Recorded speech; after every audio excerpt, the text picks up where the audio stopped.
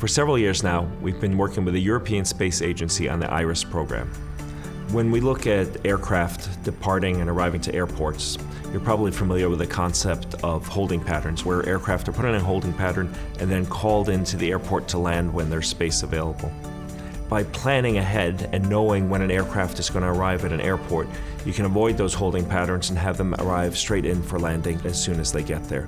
That is just one example of the types of efficiencies that can be gained from a program like this. IRIS specifically tracks in 4 dimensions, so latitude, longitude, and altitude, but also time.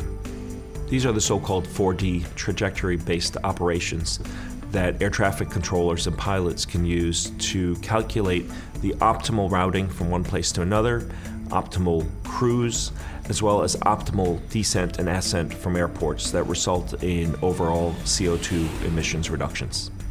We estimate that it'll save a cumulative total of 27 to 55 million tons of CO2 by 2040. This is pretty significant.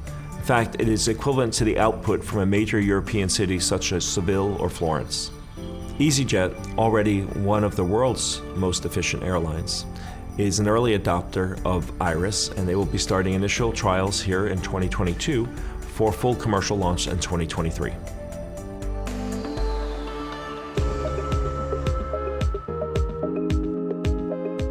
So UAV use cases, there are many. From an Inmarsat perspective, we are looking at delivery, cargo, air taxis for inter and intra-city people transport, and inspection surveillance.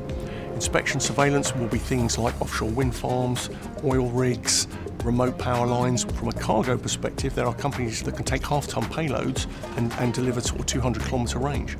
So you would fly potentially cargo into a port or into an airport, and then you can deliver it electrically, quietly, to warehouses. 10 million commercial UAVs will be flying by 2030.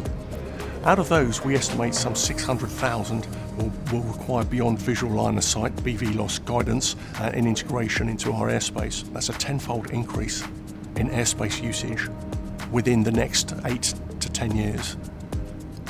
The existing industry can't scale that quickly. So we need to be bringing solutions that are scalable, that are less dependent on infrastructure, that are digitized, that are modern, and we believe Inmarsat is well placed to provide that.